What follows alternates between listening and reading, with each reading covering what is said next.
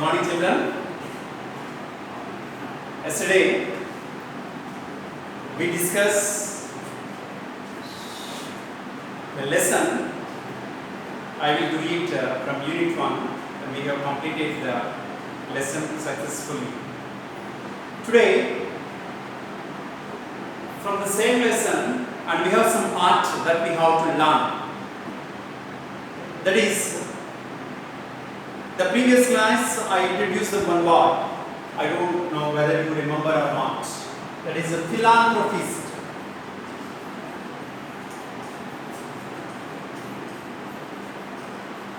Philanthropist and pioneer. The word pioneer and icon. So these words has occurred as exist in our lesson. Philanthropist. He was a philanthropist. Who is philanthropist? Narayana Murthy was a philanthropist. That means a philanthropist means a person who devotes all his service and money and wealth for the love of mankind. That is called philanthropist. And pioneer and icon. So these are the symbol. There is some icon. There is some symbolism. So he is an icon for the hard work people and philanthropist.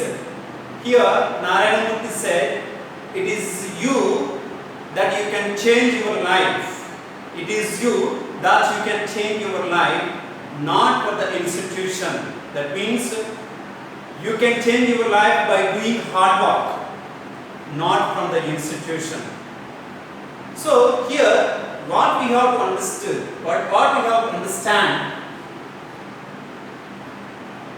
a man can change his life by himself by doing hard work, not from the institution, not from the other organization. He himself can change. That was the important. So from this lesson, we have some one-word substitutions which we have to study and which we have to learn. So let us see what are the one-word substitutions. Substitute. It is a substitute from the another word. That means one word is a substitute for the another word. That is called one-word substitutions. Today, we are going to learn one-word substitutions. One-word substitutions.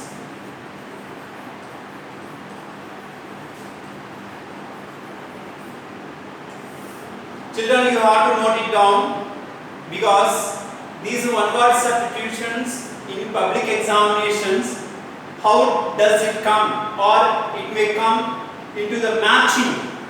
From part A, from part B, you have to match the words.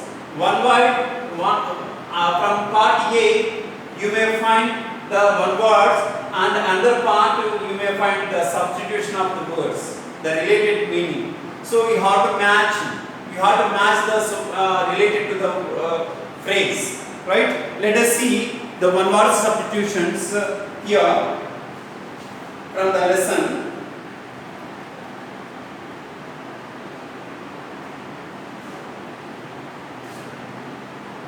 And the first and the foremost is fatalist. The word fatalist.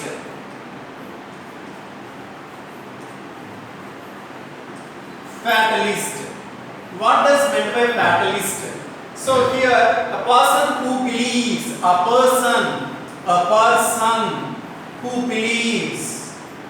who believes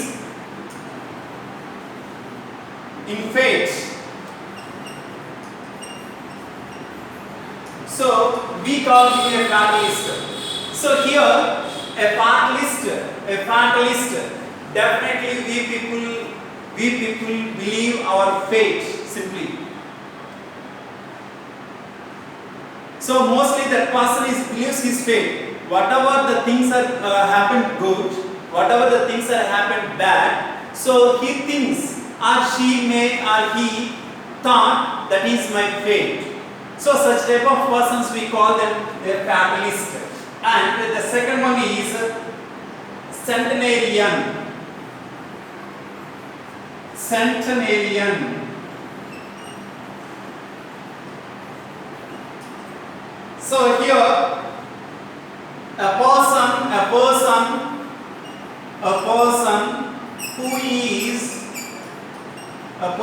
who is above 100 years, above 100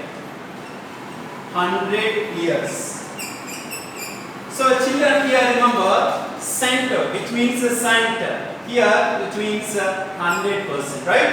That is the cent. So a centenarian, a person who is above 100 years, a person who crossed his age, who crossed above 100 years, and we call him centenarian. And third one is omnipresent.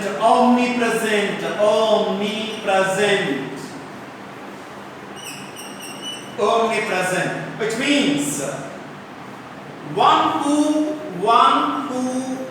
is present everywhere.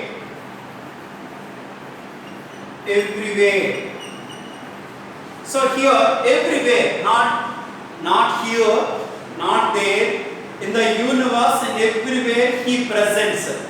We call him omnipresent. Can you say who is omnipresent?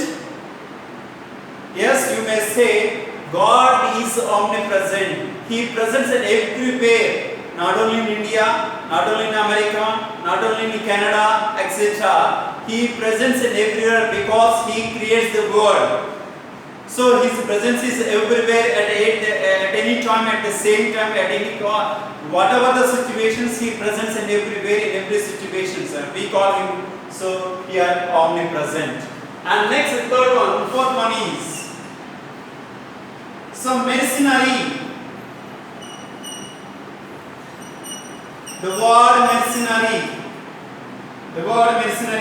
a person who can do anything for money. A person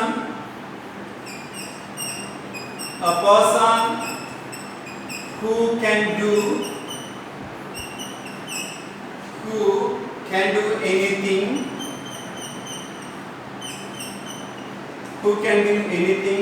for money.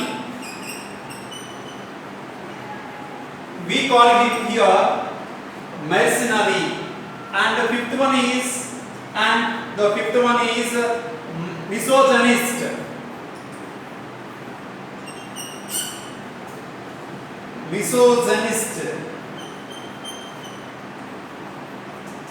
So here the word misogynist, one who hates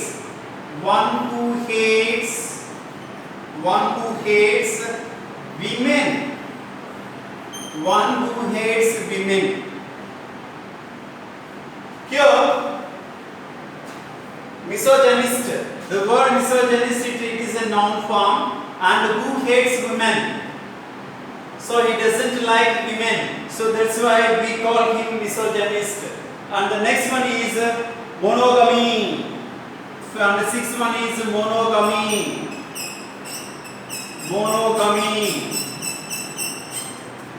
Mono, which means a single, right? It is a single, monogamy. A person who is having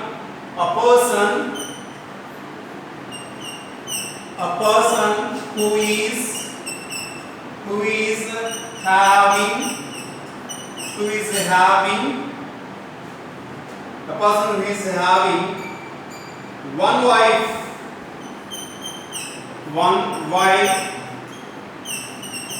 or husband. So we call him monogamy. Mono, it is a single. A person who is having only one wife, not two or three, and at the same time husband, we call them monogamy. And the seventh one is And the seventh one is autobiography. Autobiography. Autobiography. So here a life history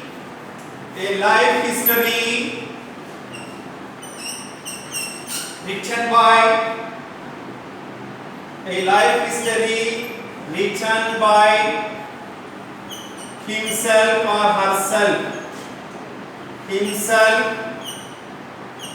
or herself. So it is called autobiography. Auto in the sense self. Auto in the sense self. Bio, the details of a particular person. Graphy, the book. So autobiography, a life history written by himself or her. Suppose if I write a book about myself and about me and myself, so that is called an autobiography. Suppose if someone is written about me, that is called biography. So he has written about me, my details, where I was born, what about my parents, what about my education, what about my achievements and everything. If he has written about me, that is called biography. Or else, if I write myself about myself, so that is called autobiography. Auto means self. Right here, autobiography. The next one, biography.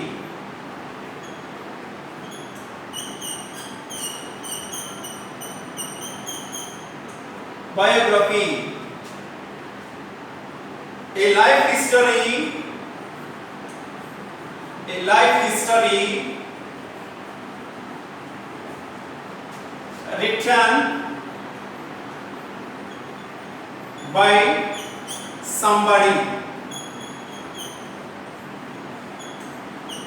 written by somebody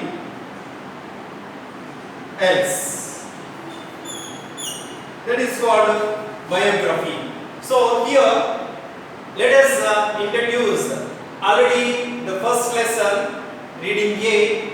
We learnt the lesson about Nick Vujicic, right? Here it is that was an autobiography. In the same way, at the end of the lesson, the unit 6 also, my childhood, that you may see about Abdul Kalam, my childhood. So in that lesson, he also tell about his life history. What happened? How did he grown? And what about his education? What about his family and everything? He has written about himself. That is autobiography. Here, for the first lesson, personality development, attitude is also an autobiography lesson. And my childhood is also an autobiography lesson. Right here, that is the difference between the biography and autobiography. And next one is honorary. The ninth one, honorary. HONORARY. Honorary. Right? It is a position. It is a position for which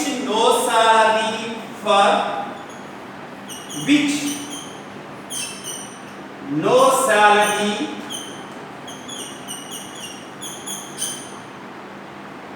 is paid. This is, and we call him honorary. So salary is not paid, but he has a position. Right? He works for the sake of organization. So that is called honorary. So we call him. That is a position, honorary position. That is salary is not paid. And the 10th one, ambiguous. Here, ambiguous, a sentence A sentence whose, a sentence whose meaning is unclear. Meaning, so sentence whose meaning is unclear. That means there was an ambiguity. That means we cannot understand the meaning. For example, it is ambiguous. A sentence whose meaning is unclear. The meaning is not clear, so the type of sentence we call them is ambiguous. Understand? Sometimes while we are teaching, we cannot understand. So you cannot understand some phrases. At the time there was an ambiguity that we find within you. That means you are unable to understand the meaning of the phrase, the meaning of the context of the para, the context of the line. So that is called the ambiguity. That means you have some doubts. The meaning is unclear. That is called ambiguous and ambiguity. And next one is, and 11th one, we see the 11th one.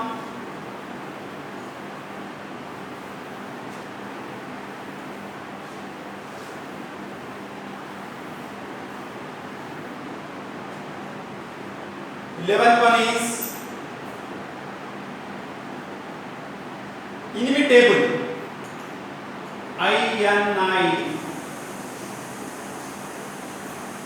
Inimitable. That means that which cannot be imitated. That which cannot be imitated. So we cannot imitate. So that is called inimitable. And the 12th one, theist. Theist. Theist. Which means one who believes in God. One who believes in God. So that is called theist. Okay, theist, which means one who believes in God. So he or she strongly believes in God. So such a type of people we call them theist. And the next one, spendthrift. And the 13th one is spendthrift.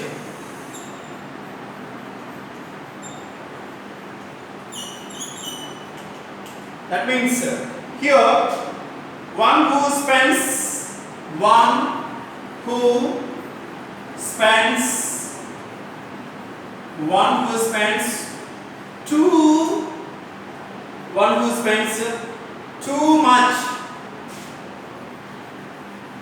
too much.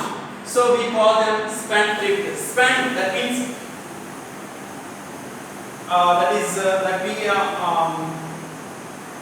we spend much money on particular thing.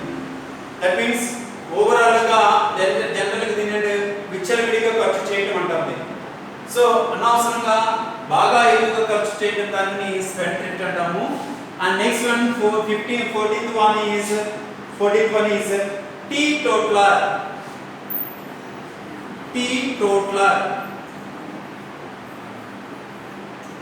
The word teetotaler,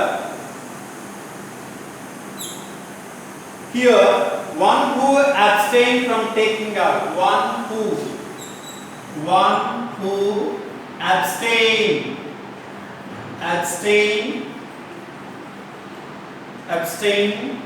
from taking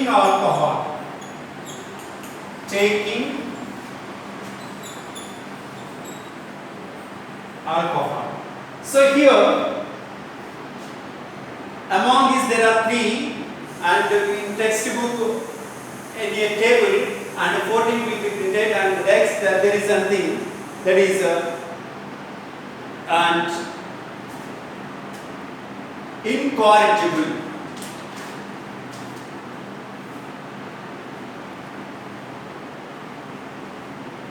Fifteenth one, incorrigible.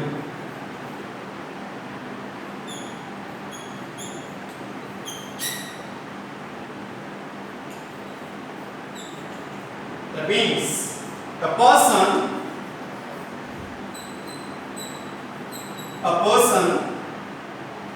or thing, a person or thing that cannot be corrected, that cannot be corrected. So that is incorrigible. And the 16th one, intellectual.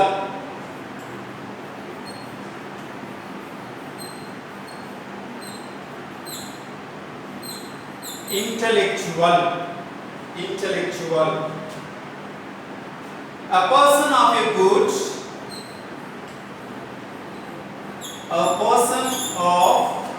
person of good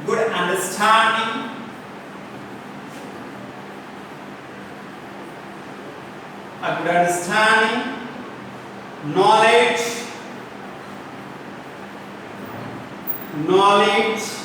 and reasoning power.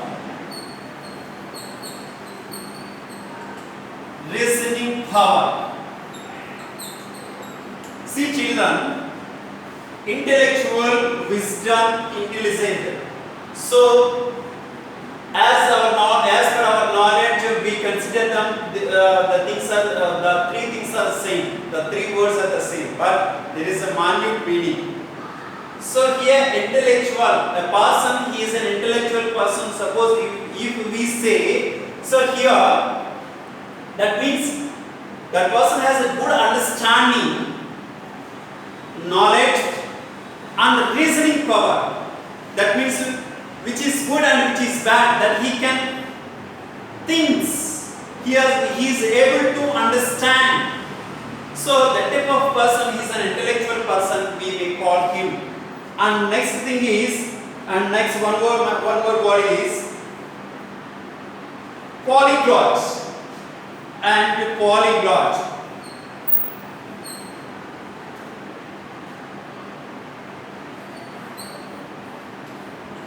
That means here a person who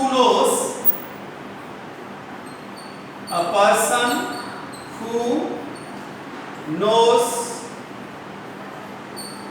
many languages.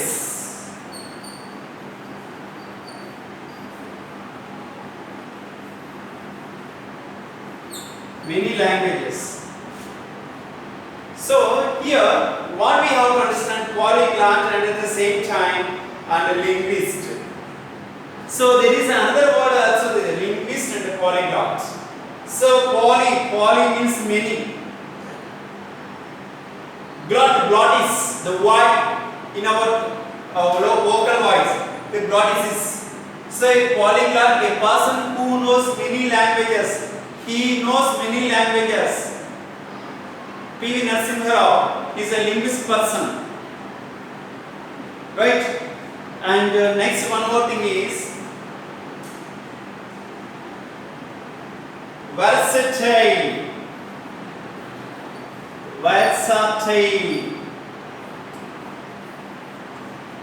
The word versatile, one who possesses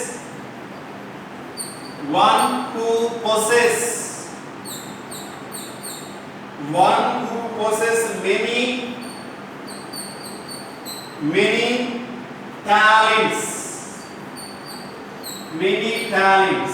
So we call them versatile. That means అతనికి అంటే తెలుగు ఏ పాత్ర ఇచ్చినప్పటికీ, I mean ఎటువంటి character అయినా పోషించగల అంటే act చేయగల సత్తా ఉన్న మనిషిని, కెపాసిటీ క్యాపబుల్ ఉన్న పర్సన్ని, then we call them versatile. That means he possesses many talents within him. We call him versatile. And one more thing is epitaph. Epitaph.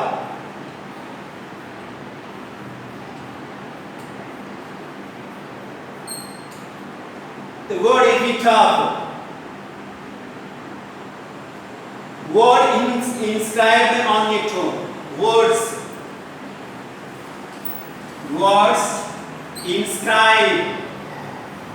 Words inscribed on a tomb. So tomb in the sense that is in Telugu samadhi. Christians and Muslims, they buried the dead body and they put a stone. So a tomb. దాని మీద some letters, అతని పేరు, ఎప్పుడు పుట్టాడు, ఎప్పుడు చనిపోయాడు అనేది కొన్ని అక్షరాలు రాసి ఉంటాయి. దానిని ఏమంటామంటే ఎపిటాఫ్. So we call these one word substitutions because we need to learn. We have to learn because in the first lesson and second lesson, third lesson, this type of words and we have come across in our lesson. So my dear children, what I want to tell you finally, you want to read, you want to note it down all these one word substitutions, and you have to by heart, you want to learn the meaning along with that meaning and write without seeing. Otherwise you cannot. So many people, and today homework is, and you need to learn all these topics, all these one word substitution. That is your homework. After you learn, write without seeing in your notebook. Then later we can understand what is the meaning of the one word substitutions. Right? All the best.